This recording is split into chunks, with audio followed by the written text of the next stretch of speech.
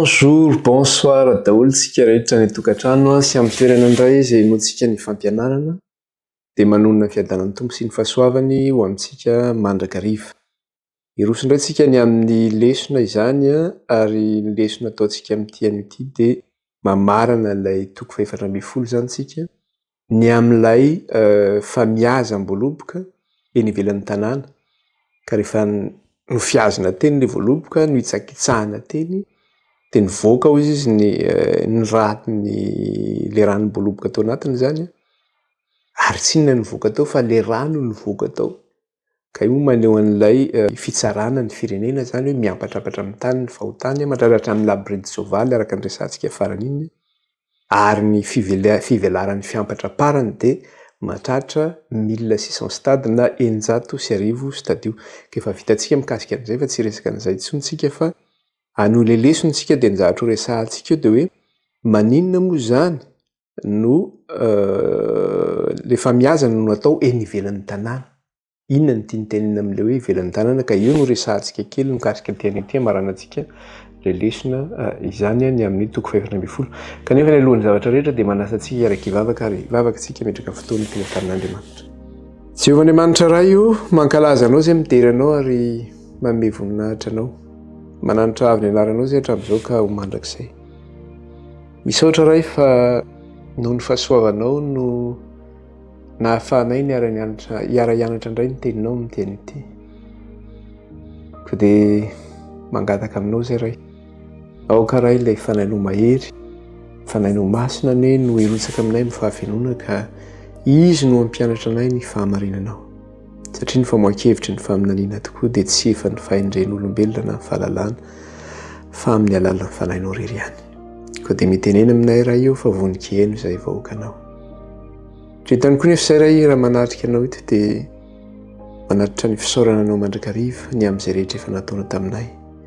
Ny amin'ny tombonandro mahavelona izay omenao anay, ny amin'ny fahasalamana, ny amin'ny hanina hoaninay, ny amin'ny tafianay, ny amin'ny trano ialofanay, ny asa mandrarahanay, ny fianarana izay ataonay sy izay mahakasika ny fiainana rehetra satria raha mbola toy izao izahay dia mbola fahasoavana avy aminao izany. Mifono aminao nefa izay iray satria mpanombotsy mahasoa ihany izay ary tsy mahatoky anatrehinao satria toa lavy ihany izahay. Na dia eo aza ny ezaka sy ny fanoloran-tena mandrakariva izay ataonay. Ka ninona indray mbola nahalatsikinay iray io, nalavo anay teo anatrehinao dia ifonanay aminao izany. Mamindrafo aminay iray io, mamelany eloka irenao ary dia mangataka aminao izay iray amin'ny alalan'i Jesosy Tompo. Aoka ny Kristy lerahanao hanadio sy hanasanay hanafaka anay amin'ny fahotanay sy ny tsy fahamarinana rehetra. Ka dia diovy amin'ny ranao izay Jesosy io ho afa-pahotana, sasao amin'ny ranao izay ho afa-kelo. Dia iny Andriamanitra iray, taio izay iray hiarika dia an'ity sy ny amin'ny andro avy. Taio izay na eo amin'ny fahasalamanay, taio izay eo amin'ny asa mandraranay na ny fianarana izay ataonay, taio izay eo amin'ny ady rehetra izay atrehanay. Ka aoka rainao ny ady anay fa angina izay ary ninona entana hoentinay na adi-tsaina mangejanay dia eo am-pilatananao Kristy no ametrahanay izany. Raisy Jesosy eo izany fa rainao no mitondra izany dia ho maivana izahay. Ary ilay devoly Satana, ilay fahavaly farisy dia aoka raha tsy manan-kely tsy manam-pahefana aminay izany fa ilay vonona noho ny amin'ny rahan'i Kristy. Mandidy anao izay ry Satana devoly sy ny asanao rehetra. Tsy manana anjara ary tsy manam-pahefana aminay ianao fa ilay vonona ianao sy ny asanao rehetra noho ny amin'ny rahan'ny zanak'ondry sy ny fofonain'i Jesosy. Lasa ny afo mandevina anao sy ny asanao rehetra tsy manan-kely tsy manam-pahefana aminay. Ny anaran'i Kristy.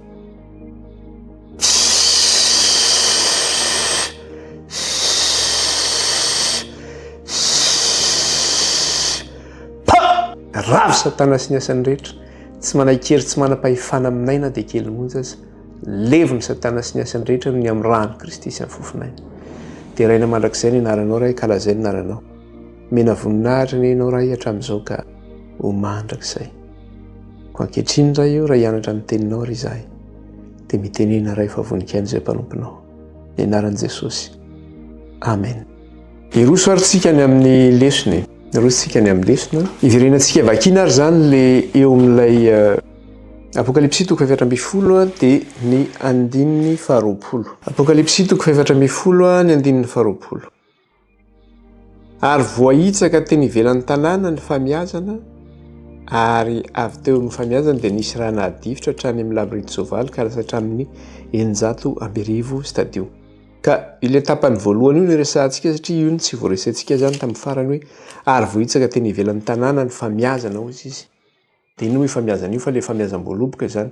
Ka fanontaniana mipetraka dia ity manao hoe nahoana moa le izy natao hoe eny ivelan'ny tanàna ary iza moa ty tanàna resahany ity dia mazava ho azy fa ty tanàna resahany ity dia Jerosalema tanàna resahany io.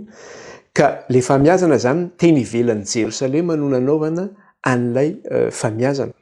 Ka eo ary zany le izy dia zao hoe maninona no any ivelan'ny Jerosalema zany no nanaovana le famiazana.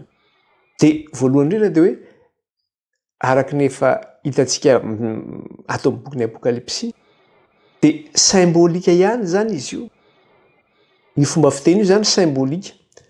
Satria ny ivelan'ny tanàna zany no hoe ivelan'ny Jerosalema dia ahoana moa filazany zany hoe any zany no hitsarana ny firenena. Na hitsarana ny hafa firenena. Zay mahatonga le izy hoe symbolika le izy. Matoa zany le famiazana natao teny ivelan'ny tanàna. Satria eny le fitsarana zay natao. Manao hoe tsy tao Jerosalema fa any ivelan'ny Jerosalema dia raha ny Baiboly no jerena dia any ivelan'ny tanàna no hitsarana ny firenena zany. Dia mazava ho azy fa na ny mpaminany Joela raha ange dia miteny an'izany zavatra izany. Jerentsika kely ange aty amin'ny Joela toko 9 raha vao miresaka an'izy. Ahoana izy aty amin'ny Joela toko 9. Resika kely aty amin'ny Joela toko 9. Dia ahoana izy? Joela toko 4. Joela toko 4 dia vakintsika ny andininy 2. Tapany voalohany. Dia angoniko ny jentilisa rehetra ka hoentiko midina ao amin'ny lohasahan'i Josafata ary ao no ifandarako aminy noho ny amin'ny Israely oloko sy ny lovako izy izy. Dia angoniko ny jentilisa rehetra ka hoentiko midina ao amin'ny lohasahan'i Josafata ary ao no ifandarako aminy noho ny amin'ny Israely izy izy. Ho angonin'Andriamanitra ozy izy ny jentilisa zany. Hoentiny eo amin'le lohasahan'i Josafata ozy izy. Ary any no ifandarako aminy. Eo ny ifandaran'Andriamanitra aminy zany. Dia toizany ihany le izy eo amin'ny andininy 12 sy ny 14 dia ahoana izy izy? Ifoany jentilisa ka hiakatra ho ao amin'ny lohasahan'i Josafata fa ao no ipetrahako hitsara ny jentilisa rehetra avy amin'ny manodidina eny ary hosoy ny fijinjana fa masaka ny vokatra avy ianareo ka manosiose fa feno ny famiazam-boaloboka mihoatra ny vata fanatazana fa be ny faharatsiana.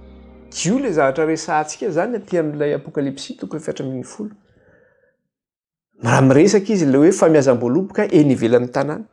Dia aiza ozy izy le hoe eo amin'ny ozy Andriamanitra teo manao hoe ka hoentiko izy izy, angoniko izy ny jentilisa ka hoentiko midina eo amin'ny lohasahan'i Josafata.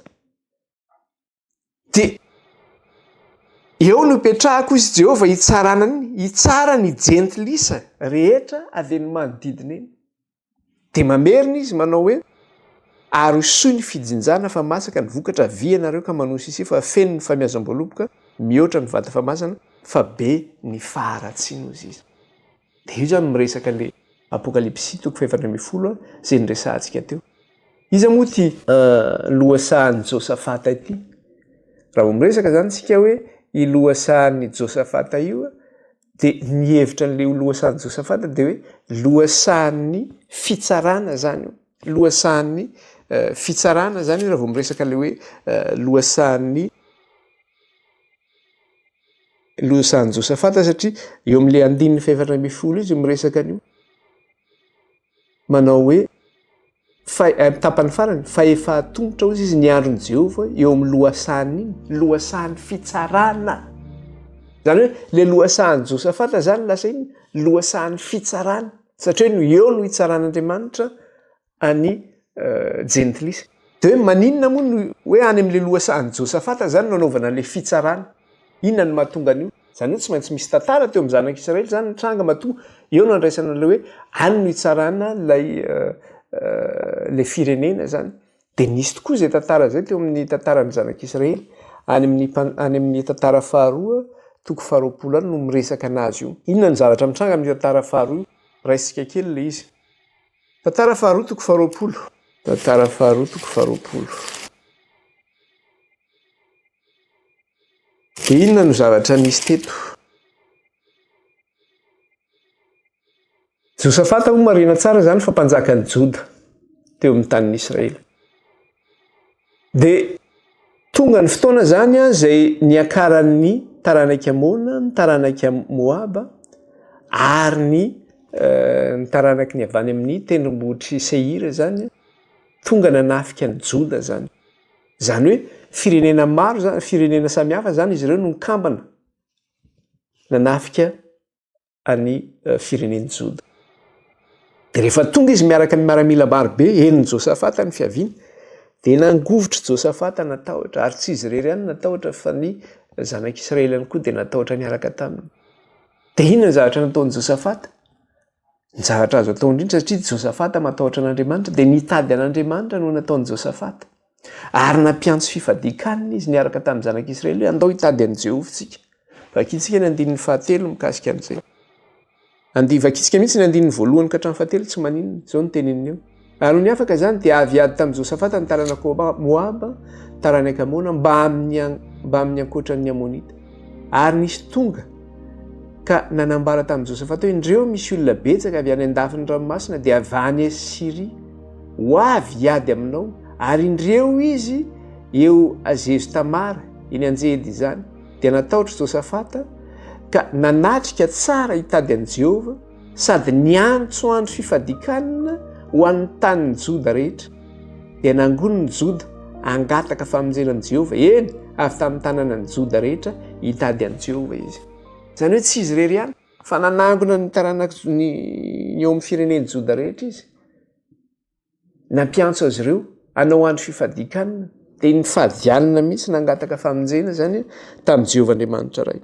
Rehefa nitady an'Andriamanitra izy dia ny zavatra niteneniny nampatsiahiviny Josafata teo hoe movy Andriamanitra tsy ianao no manapaka an'izao rehetra izao. Nahoana Andriamanitra no tonga aminay zao zavatra mitranga zao? Ary raha mitaraina aminao izay Andriamanitra, movy ianao tsy mihaino any an-danitra any ianao Andriamanitra. Hoe raha miantso anao eto amin'ity tempolo ity izay dia mihaino anao any an-danitra. Zany hoe nitaraina tamin'Andriamanitra zany izy, nifona tamin'Andriamanitra izy. Dia izao no teneniny eo amin'ny aty amin'ny 12 izy mbola miteny 12. Zany hoe miaraka amin'ny zanak'Israely izy zany eo mifadianina dia mivavaka amin'Andriamanitra. Dia izao no teneniny aty amin'ny 12 sy ny 17. Ry Andriamanitra eo, tsy tsara azy va ianao? Fa izahay dia tsy manan-kery hanohitra ireo olona betsaka ireo izay avy hamely anay. Koa tsy hitanay izay ataonay, fa ianao no andray ny masonay. Ary ny Joda rehetra mba nivady aman-janany kosa dia samy nitsangana teo anatrehan'i Jehovah. Nitaraina zany izy ireo nivavaka tamin'Andriamanitra. Nangataka famonjena, ianao no Andriamanitra. Rehefa avy nifona sy nibebaka teo amin'Andriamanitra. Dia inona ny zavatra nitranga eo am-pivavahana io zany eo amin'ny tempolo io satria niantso ny zanak'Israely izy hiakatra ny amin'ny toerana izay misy azy ihany moa dia izay eo Jerosalema zany hoe mifadianina koa. Teo anatin'iny fivavahana iny miaraka amin'ny olona maro be dia nisy levita anankiray teo. Latsahan'ny fanahin'i Jehovah. Dia avy amin'ny levita io izay taranaka Safa, io no nanome valim-bavaka zany ho an'ny zanak'Israely ho an'i Josafata. Zany hoe io no nitenenan'i Jehovah hoe lazao amin'ny Josafata sy ny zanak'Israely. Dia izao no tenen'Andriamanitra. Vakitsika eo amin'ny 4:12 ka hatramin'ny 5:10. Ary Azaela zanak' Zakaria, zanak' Benania, zanak' Beela, zanak' Matania, levita avy amin'ny taranaka Safa, dia voatsindry ny fanahin'i Jehovah teo amin'ny fiangonana ka nanao hoe miano ianareo ry Joda rehetra sy ny mponina any Jerosalema, ary ianao ry Josafata mpanjaka, izao no lazain'i Jehovah aminareo, aza matahotra na mivadi-po ny amin'ireo olona betsaka ireo, fa tsy ianareo ny ady fa an'Andriamanitra. Aza matahotra na mivadi-po ianareo izy fa tsy anareo ny ady, tsy anareo ny ady, fa anisa ozy izy an'Andriamanitra. Fa zao raha ampitso dia midina 9:40 ka hatramin'ny 7:70. Raha ampitso dia midina iady aminy ianareo fa indreo hiakatra amin'ny fiakarany ziza izy ary ianareo ahita azy eo amin'ny farany lohasahandrika tandrifin'ny efitra jero ela. Ahoana izy ary ianareo izy ahita azy eo amin'ny farany lohasahandrika tandrifin'ny efitra jero ela. Io le lohasahandrika io le lasa hoe lohasahan'i Josafata zany io. Io le lohasahandrika io zany lasa hoe lohasahan'i Josafata. Dia ahoana izy ary ianareo ahita azy eo amin'ny farany lohasahandrika tandrifin'ny efitra jero ela. Dia hozy izy toy izany ihany, tsy anareo anefa no hiady amin'ny ty famijanona tsara fa ho hitanareo ny famonjen'i Jehova anareo ry Joda sy ry Jerosalema. Ahoana ozy izy Jehova? Tsy anareo anefa niady ozy izy. Tsy na zavatra ataonareo zany dia zao mitsangana eo fotsiny nareo tongava amin'ny toerana io, eo amin'le lohasahandrika io tandrifin'ny jero ela. Fa zao tsy anareo niady. Famijanona tsara ozy izy eo zany nareo.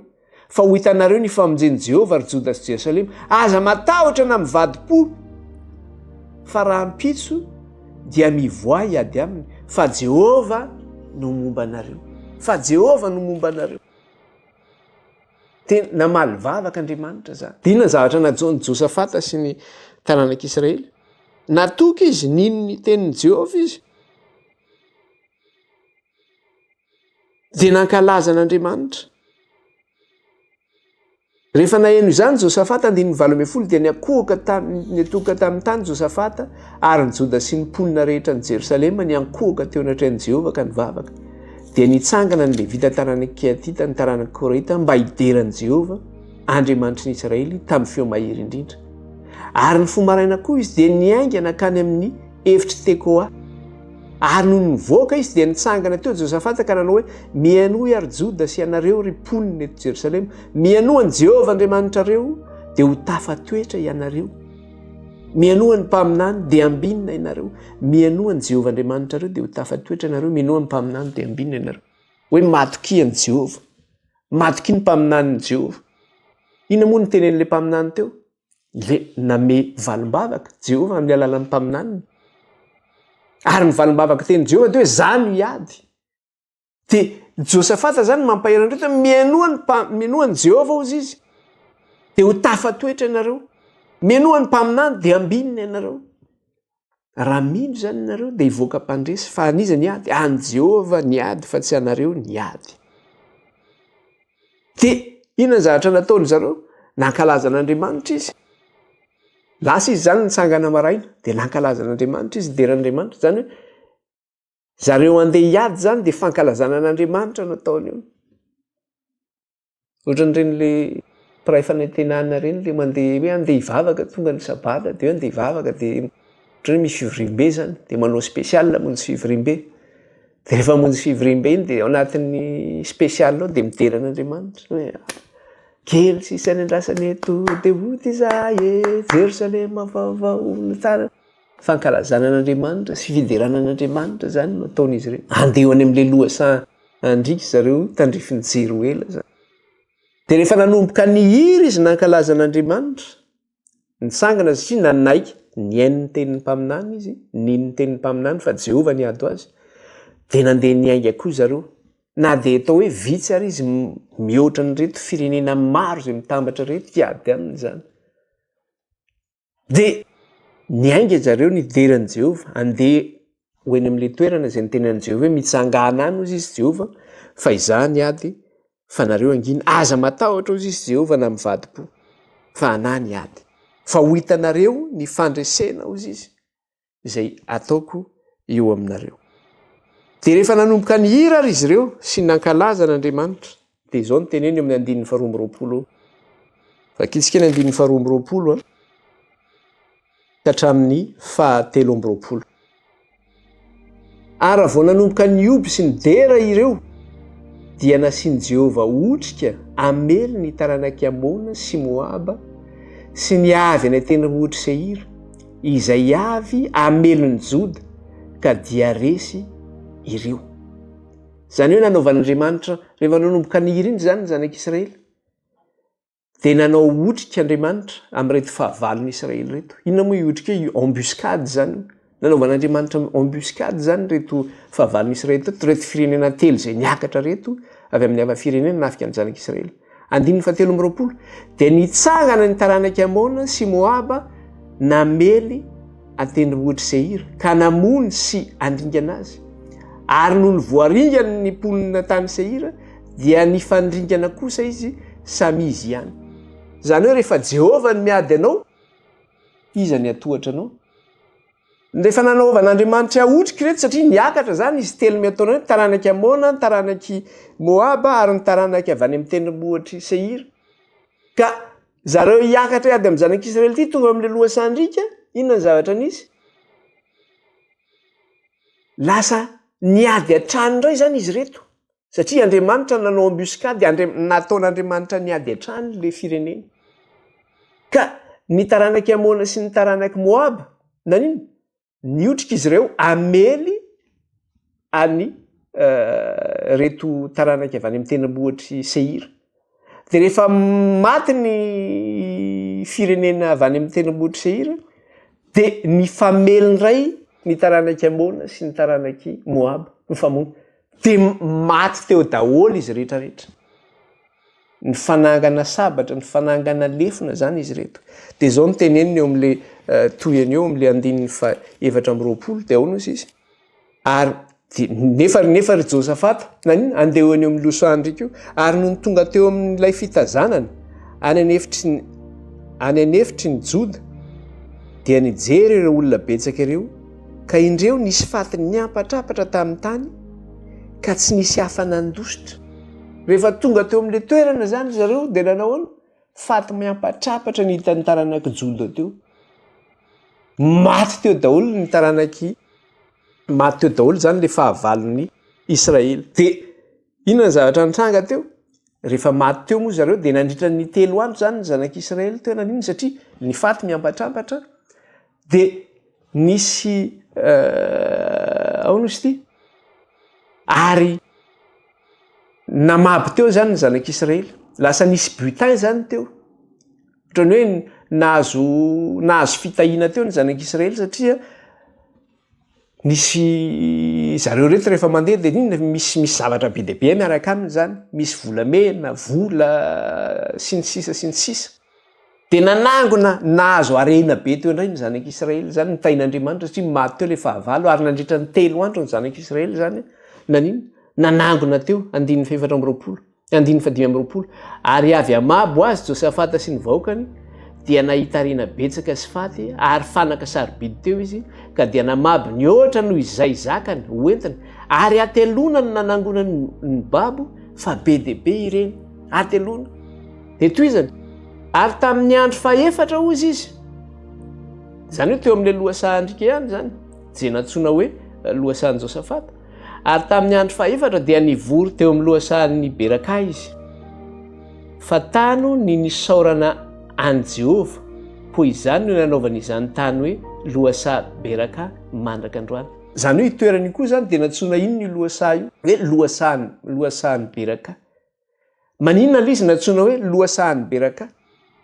Ny antony natsoina anazy hoe lohasahan'ny Beraka dia satria teo nanomezan'Andriamanitra fanafahana ny zanak'Israely teo anivon'ny fahavalony. Zany hoe nafahan'Andriamanitra tanteraka zany ny zanak'Israely teo anivon'ny fahavalony, ka notahian'Andriamanitra izy tamin'izany fanafahana zany. Zay koa no nanatsoina ilay toerana hoe lohasahan'ny Beraka. Dia eo amin'ny andininy 720 izy no miteny an'izay. Ahoana izy izy? Koa dia niverina ny lehilahy rehetra amin'ny Joda sy Jerosalema, ary Josafata nitarika azy ka ny Jerosalema indray tamin'ny fifaliana. Fa Jehova nampifaly azy ny amin'ny fahavalony. Fa Jehova ozy naino? Fa Jehova nampifaly azy ny amin'ny fahavalony. Ary Josafata nitarika azy ka ny Jerosalema indray tamin'ny fifaliana. Fa Jehova nampifaly azy tamin'ny fahavalony. rehefa nodoany Jerosalema zareo dia nahoana men'Andriamanitra fifaliana rehefa andeha ody iny satria nahoana nafan'Andriamanitra izy tamin'ny fahavalony rehetra. Amin'ny teny frantsay moa dia izay mihitsy lazana izy hoe car l'Éternel les avait remplis de joie en les délivrant de leurs ennemis. Men'Andriamanitra fifaliana izy ny amin'ny nafan'Andriamanitra azy tamin'ny fahavalony. Normal be raha le toerana teo zany natsoina koa hoe lohasahan'ny beraka. Satria lohasaha-pitahiana, maninona ny hoe fitahiana satria teo ny nanafan'Andriamanitra ny zanak'Israely tamin'ny fahavalony. Dia izay mihitsy zany le raha miverintsika aty amin'le bokin'ny Apokalipsia, raha miverintsika le any amin'le bokin'ny Apokalipsia zany hoe maninona moa le lazaina tany amin'ny Joela zany, satria tany amin'ny Joela nijereka tsio. Maninona moa le lazaina tany amin'ny Joela izy hoe anangona ny firenen'Andriamanitra ka asian'Andriamanitra midina eny amin'ny lohasahan'i Josafata izy ireo ary eo no hitsaran'Andriamanitra azy. Dia hoy izy Andriamanitra hoe alaivony fijinjana hozy izy fa masaka dia masaka ny vo. Dia ny antony dia io le lohasahan'i Josafata tenenin'ny Joela io zany le teo le namonjen'Andriamanitra ny zanak'Israely. Nanafan'Andriamanitra azy tamin'ny fahavalony, nanomezan'Andriamanitra azy fandresena teo anivon'ny firenena jentilisa. Ary mazava ho azy le izy fa ny lohan'i Josafata dia zao aty ivelan'ny Jerosalema zany io fa tsy any anatin'ny Jerosalema, zay mahatonga le izy hoe any ivelan'ny tanàna izany. Dia jereo fa Zakaria koa miresaka anazy io zany. Zakaria koa miresaka anazy io satria hoe any ivelan'ny tanàna no inona no hitsarana ny firenena. Jereo naty amin'ny Zakaria koa izy miresaka an'izay. Zakaria 4:10 jerentsika koa miresaka an'izay. Zakaria 4:10. Zakaria 4:10. Dia ahoana ozy izy eo? Raha raisitsika Zakaria. Zakaria 4:10 dia vakitsika ny andininy 7 sy ny 4 tapany voalohany. Zakaria 4:10 andininy 7 sy ny 4. Dia ivoaka Jehovah ka hiady amin'ireny jentilisa ireny tahaka ny fameliny amin'ny andro fiadiana. Ary amin'izany andro izany ny tongony hijoro eo tendrombohitra oliva izay eo antsinanana tandrifin'i Jerosalema. Ary ny tendrombohitra oliva hitresaka eo voany sy atsinanana sy akandrefana ka hisy lohasaha lehibe. Ary ny antsasaky ny tendrombohitra hifindra hianavaratra fa ny atsasany kosa hianatsiny ozy izy. Zany hoe ty zany ty zavatra resahana tao amin'ny Zakaria ty miresaka ny amin'le fitsarana farany io, ny amin'le fitsarana ny firenena io. Dia eto izy raha miresaka ihany koa le fitsarana zany dia zany teneny hoe ivoaka izy Jehovah ka hiady any amin'ny jentilisa rehetra tahaka ny fameliny amin'ny andro fiadiana. Dia izy Jehovah no mitoetra amin'io rehefa mivoaka izy dia hoy izy ary amin'izany andro izany ny tongony hijoro eny amin'ny tendrombohitra oliva hozy izy izay eo antsinanan'i Jerosalema, zany hoe tsy eo Jerosalema zany fa ny ivelan'i Jerosalema. Dia hozy izy ary amin'izany andro izany ny tongony hijoro eo tendrombohitra oliva izay any antsinanana tandrifin'i Jerosalema. Ary ny tendrombohitra oliva hozy izy dia manino hitresaka eo voany hiatsinanana sy akandrefana ka hisy lohasaha lehibe. Zany hoe lasa ho lohasaha lehibe zany le tendrombohitra oliva. Zany aiza koa zany le toerana hijoron'i Jehovah eto amin'le tsara ny firenena any amin'ny lohasaha ihany koa izay any antsinanana izy, antsinanan'i Jerosalema ozy izy, zany hoe ivelan'ilay tanàna zany. Dia rehefa tonga io fotoana io dia inona zavatra mitranga? Satria Jehovah hiady eo amin'ny firenena zany araka le teneny teo hoe tahaka amin'ny fameliny amin'ny andro fiadiana. Dia izao ny teneny eo amin'ny andininy 7 amin'izany andro zany. Ary Jehovah no mpanjaka ny tany rehetra amin'izany andro zany. Dia iray no Jehovah sady izy sady iray no anarany. Ary Jehovah no mpanjaka ny tany rehetra amin'izany andro zany. Dia iray no Jehovah sady iray no anarany. Rehefa tonga io fotoana io zany amin'ny fotoana izay andresenan'ny firenena dia iza no mpanjaka? Jehovah rery ihany no mpanjaka. Ary Jehovah rery ihany no anarana antsoina zany. Iray no anarana. Eo zany tsy misy andriamanitra hafa intsony amin'izany fotoana izao. Amin'izao fotoana izao mantsy mbola betsaka ny olona manompo andriamanitra hafa.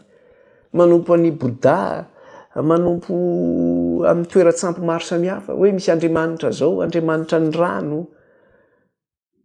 any inde zao misy an'le hoe ganse zany de misy an'le dihaisy iny am'le rano mitoerana afo maro samihafa reny sy ny fivavahana amin'ny sampy maro samihafa zany fa zao iray no Jehova, iray no Andriamanitra zany, iray no anarany. Andriamanitra ray no ivavahana, izy rery ihany no mpanjaka amin'izany fotoana zany ary izy rery ihany no Andriamanitra, tsy misy andriamanitra hafa intsony. Jehova no anarany, iray no anarany. De ahoana ozy izy? Raha tohizantsika le vaky teny eo amin'ny andinin'ny 12 sy ny 17. Vakitsika kely eo amin'ny andinin'ny 12 sy ny 17. De zao ny vaky ny teny amin'ny anaran'i Jesosy. Andinin'ny 12 sy ny 13. Amin'ny fotoana izay divan'i Jehova amin'le firenena zany, de ozy izy. Satria ireo firenena ireo zany niakatra hiady amin'i Jehova, de Jehova hiady am'ireo. De fantatsika ny valy ny fahoana, hiapatrapatra ny fatiny. De zao ny teneniny ny amin'ny hazo an'ny firenena andinin'ny 12 sy ny 17. Ary izao no arety mandringa namelezan'i Jehova ny firenena rehetra, izay fananafika ny Jerosalema. Ataony mialevina ampitsanganana ny nofiny, ary ialevina eo amin'ny itoerany ny masony, ary ny lela kosa ialevina ao am-bavany. Ary amin'izany andro zany dia hisy fifanaritana lehibe avy amin'i Jehova eo aminy, ka ifampihazo tanana izy sady samy anainga ny tanany ifamelo izy. Jereo fa iny amin'izany fotoana zany de zao ny masony iny izy mitsangana eo iny zany de masony mialevina ao anaty masony ao. Ny lelany mialevina ao am-bavany eo, de io vatany io mialevina ampitoerany eo. Tratra ny lozan'i Jehova. Tsy vitan'izany ihany fa araka le hitantsika teo amin'ny lohasahan'i Josafata de zao hoe ny fanaingan'ny sabany ny taranaky Amona sy ny taranaky Moab amely any taranaky avy any amin'ny tendrombohitry Seira. De rehefa avy eo de ny fanaingan-tanana koa izy reto taranaky Amona sy ny taranaky Moab reto, ny famono koa izy reto. De zay mihitsy le zavatra resahany koa atao amin'le aty amin'ny Zakarito zany, eo amin'le andinin'ny 17. Ary amin'izany andro zany de isy fanaratana lehibe avy amin'i Jehova eo aminy, ary ifampihazo tanana izy sady samy anainga ny tanany ifamelo izy.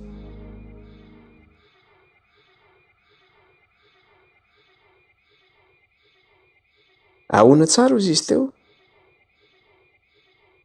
Ary ifampihazo tanana izy sady samy ifanainga ny tanany ifamelo, zany hoe famono faty zany izy reto izany. Zany ny zavatra tranga rehefa tonga io fitsarana io zany. Miapatrapatra ny faty eny ivelan'ny tanàna. Mifanainga tanana ny fahavalo, raha mandrika tsy raha mandrika intsony. Ny masony mialevina ao am-pitoerana ao amin'ny toerana eo, ny lelany mialevina ao am-bavany eo, ny vatany ray manontolo iny mialevina am-pitoerana eo. Satria Jehova ny adinaoko, ny vahoakan'Andriamanitra ny adivanao. Ka ny zavatra misy anefa de ty, satria ina moa zavatra resahantsika tary amin'ny Apokalipsy hoe any ivelan'ny tanàna no anaovana le famihazam-boaloboka, ary ny raha ozy izy no mivoaka avy teo amin'le famihazana de iny le raha nahadifitra hatrany amin'ny lambirito soavaly na enika hatrany amin'ny 900 stadio. Ka io raha io zany zay mikorina vao amin'le famihazana io zany de maneho le rahan'ny firenena zany, zay hafa firenena zany io fa tsy taranak'Israely. Zay firenen-kafa io fa tsy firenen'i Jehova. De izao tontolo izao io resahana io. Ka maro nefa ny kristianina zany zay manao izy ty, zay tsy manaiky an'izy io hoe Andriamanitra ve de loza be de mandatsaka raha tahaka an'izany. Andriamanitra ve de zany ve de ho toetran'Andriamanitra zany, satria ny olona mantsy rehefa miresaka an'Andriamanitra de hoe Andriamanitra fitiavana, Andriamanitra mpamindra fo. Fa le Andriamanitra mpitsara zany tsy mba jeren'le olona mihitsy na hoe Andriamanitra mety tezitra. Fa ho avy ny fotoana zay hitsaran'Andriamanitra. Ka rehefa tonga io fitsaran'Andriamanitra io, tsisy fanafany intsony fa amin'ny fahatezerana lehibe, ary ny raha de hikorina, ny rahan'ny fahavalo de hikorina amin'izay fotoana zay. Ary zavatra efa nisy ange zany teo amin'ny tantaran'ny zanak'Israely. rehefa nivoaka avy tao amin'ny tany Egipta ny zanak'Israely na nomen'Andriamanitra ny tany fampanantenana dia ny tany Kanana izany. Dia rehefa niditra tao amin'ny tany Kanana ny zanak'Israely dia iny nandatsa-dranga ny zanak'Israely niditra tao amin'ny tany Kanana. Novonoina daholo reto hafa firenena reto izay mponina tao Kanana. Satria nahoana? Firenen-kafa izay manompo sampy ireo. Hoe rehefa tonga amin'ny manosy, rehefa tonga amin'ny fahafenoana izy ny fahotan'ny Amorita, dia ho avoakan'Andriamanitra ny zanak'Israely hiditra ho aiza? Ho an'ny tany Kanana. Hipetraka any amin'ny tany Kanana. Satria nahoana? Le mponinao zany dia zao mponina vetaveta. Mponina feno faharitona. Impirimpiry moa Andriamanitra ny tsy miantso, manao mibebay ianareo, miala amin'ny fahotanareo. Fa natao tsintsinina angeza ny antso zany. Mahatahorana Andriamanitra ka omeo voninahitra izy fa tonga ny andro fitsarana. Sy inona koa ny amin'izany io fa 40 taona zay efa nisy izany antso zany. Hatramin'izao nga zany mbola tonga. Dia samy manao izay saim-patany io. Fa Andriamanitra ihany no mahalala ny andro fitsarana, fa rehefa tonga io andro fitsarana io, dia manao hiampatrapatra ny faty. Eny ivelan'ny tanàna ny Jerosalema. Manenika an'izao tontolo izao. Manenika an'izao tontolo izao. Ka ireo zany izay mpironany amin'ny resaka hoe fitiavana dia manadino an'izay fepetra zay. Le fepetra manao hoe Andriamanitra dia mpitsara.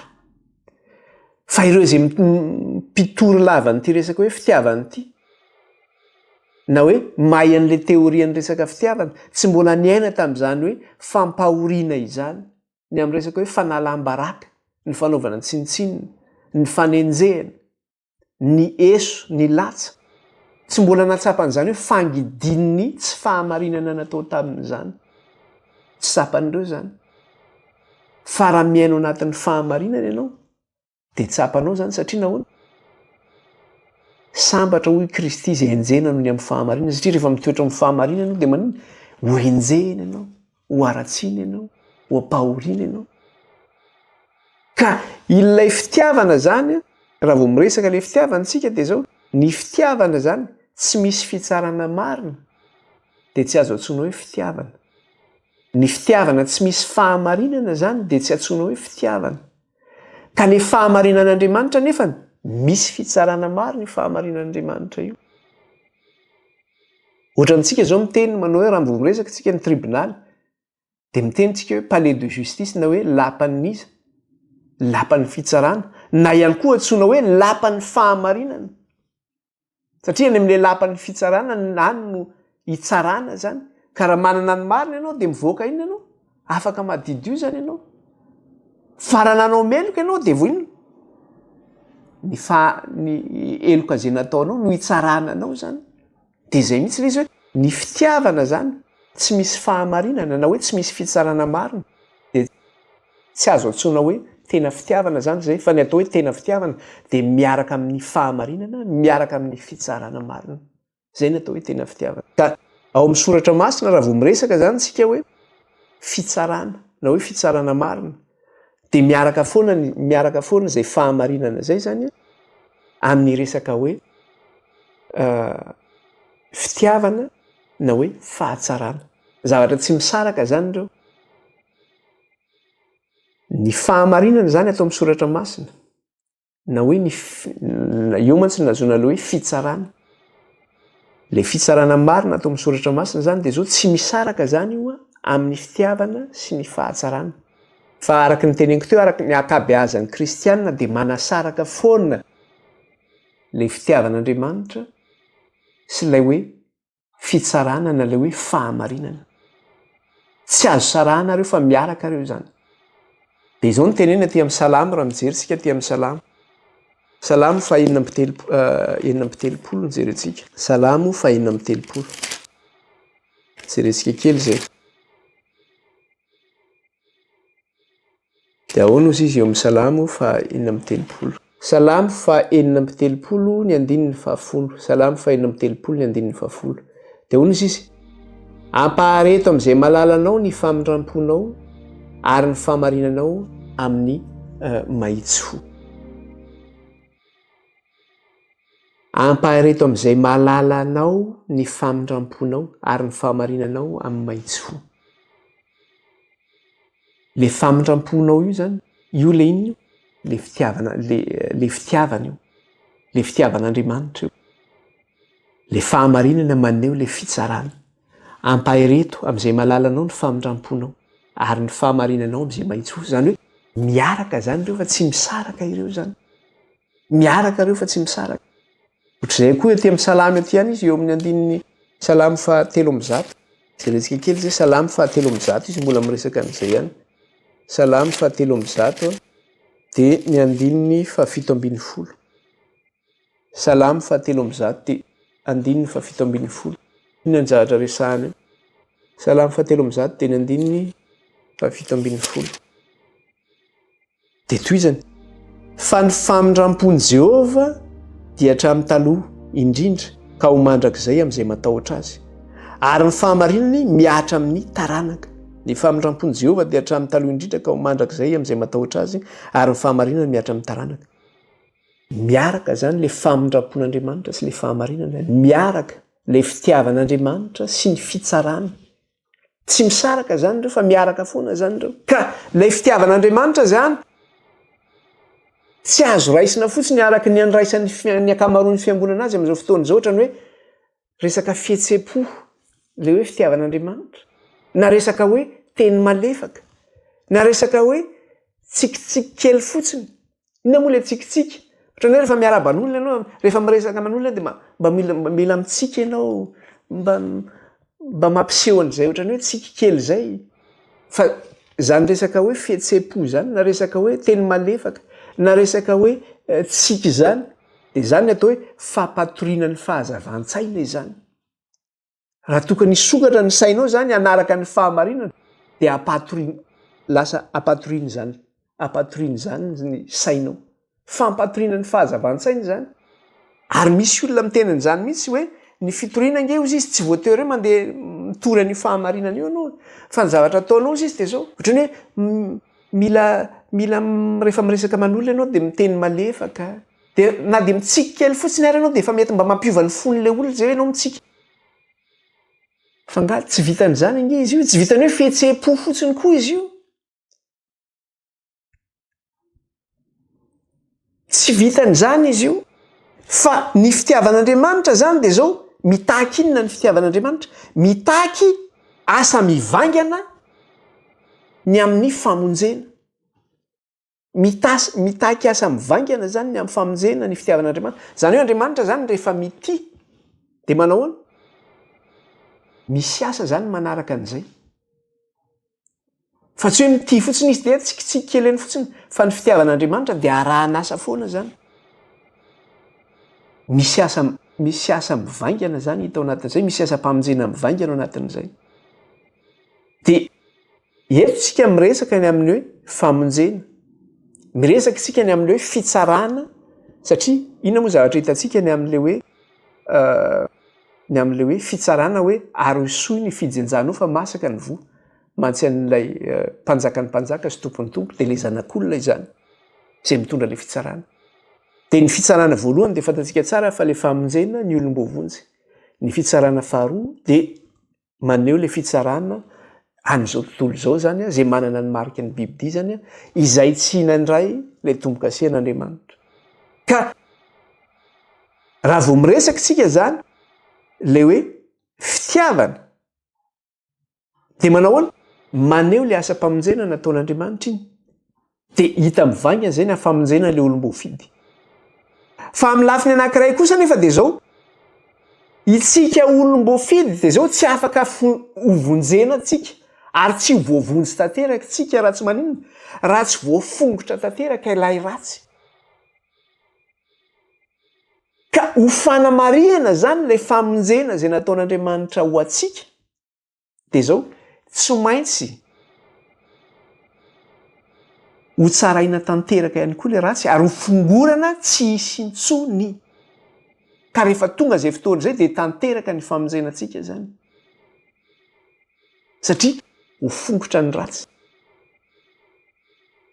Impirimpiry moa tsika tsy mitaraina, nahoana Andriamanitra dia miaina amin'izao toerana feno fahotana zao, zay feno faratsiana feno von'olona tsisy sécurité miaino anatin'ny tsy filaminana foana miaino anatin'ny alatra miaino anatin'ny zava-betaveta sy ny zavatra maro samihafa ka raha hamonjy antsika Andriamanitra dia mbola ho velan'Andriamanitra isy foana ve zany faratsiana zany rehefa mamonjy antsika Andriamanitra dia ho fongoran'Andriamanitra tanteraka koa zany tsisy intsony satria ny toerana zay amendrahan'Andriamanitra antsika dia ao anatin' iny ao anatin'ny toerana feno fiadanana ao anatin'ny toerana feno fitahiana ao anatin'ny toerana tsy misy fahafatesana tsy misy tomany tsy misy fahalotona sy fahavetabetana na faharantsiana intsony tsy misy intsony ka rehefa anafaka antsika Andriamanitra zany hamonjy antsika dia zao ho fongorana tanteraka ihany koa ilay ratsy izany ka izay zany ny afatra zany zay nomena antsika eto mikasika ilay hoe ilay raha nalatsaka raha iverenantsika kely izy io iverenantsika vakina kely fotsiny eo amin'ny apokalipsy teo toko 720 dia ny andininy 20 varianantsika vakina kely fotsiny izy io toko 720 ny andininy 20 dia ahoana izy teo ary vohitsaka teny ivelan'ny tanàna ny famiazana ary avy teo amin'ny famiazana dia nisy raha nahadifotra hatrany amin'ny lamboridy soavaly ka lasa hatrany amin'ny 900 stadio dia ahoana izy ary avy teo amin'ny famiazana dia nisy raha nahadifotra hatrany amin'ny lamboridy soavaly ka lasa hatrany amin'ny 900 stadio zany hoe avy eo amin'ilay famiazana zany nisy raha niapatrapatra tamin'ny tany ka nahadifotra an'izao firenena rehetra misy antsika izao satria le 900 stadio maneho an'ilay vazantany efatra zany dia eo amin'ny vazantany efatra no miampatrapatra le faty araka ny fahitantsika moa zany dia izay le izy manao hoe ny afatra zany zay omena antsika eto mikasika elo hoe raha avy eo amin'ilay famiazana dia maneho le fitsarana zany ny firenena io misy fitsarana n'izao tontolo izao izy ka ny fitsarana eto zany dia amin'ny fahafenona zany ilay fitsarana eto maneho an'le hoe raha miampatrapatra amin'ny tany izay no mahatonga ilay izy hoe le fitsarana koa zany tsy hoe sangisangy io fa resaka sérieux zany io hoe ho tonga tokoa io fotoana io dia zava-doza ny hafaran'ny ratsy fanahy zava-doza ny ahazo ny olona zay manana ny marika ny biby ka zay mbola manao hoe anao zany fa tsy anay fa za mandrebireby anay amin'izany fa tsy teniko angeny nentiko teto fa tenin'Andriamanitra na mitenen'Andriamanitra ny Zakaria mpaminany zany na mpitenenan'Andriamanitra any Jeremia zany na mpitenen'Andriamanitra ny Daniel amin'ny apokalipsy zany hoe na mitenen'Andriamanitra ny Joela izany tsy teniko zany fa rehefa tsy mihina anao zany ve manakana ny fitsaran'Andriamanitra ho avy fa rehefa tonga io fotoana io dia tsy maintsy manao hitsara ny firenen'Andriamanitra ataon'Andriamanitra anaty famiazana ny firenena amin'ilay fahatezerana lehibe ka hiapatrapatra ny faty ny raha anenika ny firenena horingana izao tontolo izao dia zay ilay izy hoe amin'ny fahafenona ilay fitsarana zany eto ary averiko tsara ilay izy hoe zavatra sérieux no resahana eto aoko tsika andray an'Andriamanitra ho sérieux fa tsy hanao an'Andriamanitra ho kitoto dia io fitsarana farany io zany dia zao maneho an'ilay hoe Armagedona zany io Armagedona io zany dia ho hitantsika izy io rehefa tonga any amin'ny toko 420 antsika fa ny amin'ilay Armagedona any dia zao miresaka izy ny amin'ilay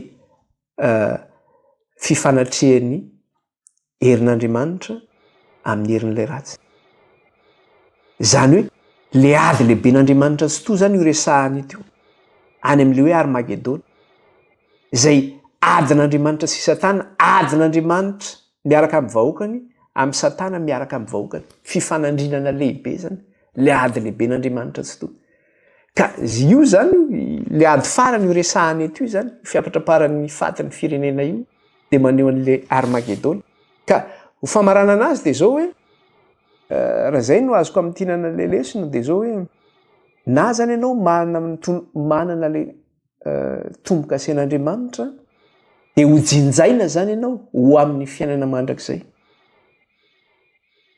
raha manana tombo-kasen'Andriamanitra zany ianao dia ho jinjaina amin'ny fiainana mandrakizay fa raha kosa marika ny bibidia no anananao efa nresahantsika teto daholo zany hoe inona moa marika ny bibidia dia tadidio tsara fa ho jinjaina amin'ny fanamelohana mandrakizay zany ianao zay no anjaranao ka dia Safidy zany ny antsika Andriamanitra tsy mba manery.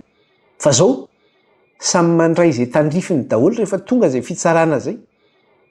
Ny safidy an'Andriamanitra ianao sy ny tombo-kase an'Andriamanitra. Famonjena mandrakizay no raisinao. Ny safidy ianao ny fikitra tamin'ny marika ny Biblia, fanameloana mandrakizay no miandry ianao. Zay ny anjaranao zany. Tapitra zany a, iny ny lesona mikasika ilay toko 720. Tapitra ihany koa ny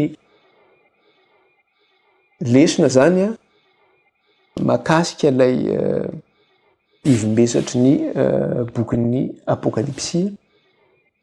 Ka hiditra zany sika ny amin'ny lesona manaraka indray, amin'ny lesona manaraka zany, dia iresaka tsika ny ao amin'ilay hoe ny anjely fito zay manana iny, manana kapoaka fito eny an-tanany, izay misy ny loza fito n'Andriamanitra hozy izy. Ka iresaka zany sika amin'io anjely fito mitana kapoaka fito io, izay mitondra ilay loza fito n'Andriamanitra zany, zay ho araraka ety ambonin'ny tany. Ka dia iresaka an'izay tsika manaraka inona indray ary zavatra resahana io zany, fa amin'ny fizarana 5 amin'ny boky indray tsika zany no miresaka amin'izay zany. Aloha hivavaka tsika amarana ny fotoana ary hivavaka tsika. Jehovah Andriamanitra iray io, misaotra anao zahay raha afaka nandinika sy nianatra ny teninao. Tsy tamin'ny herina fahatanjahana rehefa tamin'ny fanahinao renireny. Dia manamasina iray ny amin'ny teninao, ny teninao ny fahamarinana. Sorato-am-pony iray ny teninao ary ataovy an-tsainay. Voninahitra ny eo anao raha hatramin'izao koa mandrakizay. Ny anaran'i Jesosy misaotra raha io. Halleluja. Amen. Dia manao valomantsika rehetra amin'ny anaran'i Jesosy Kristy Tompo ny tenako, amin'ny manaraka indray ary dia bye-bye daholo tsika rehetra ary.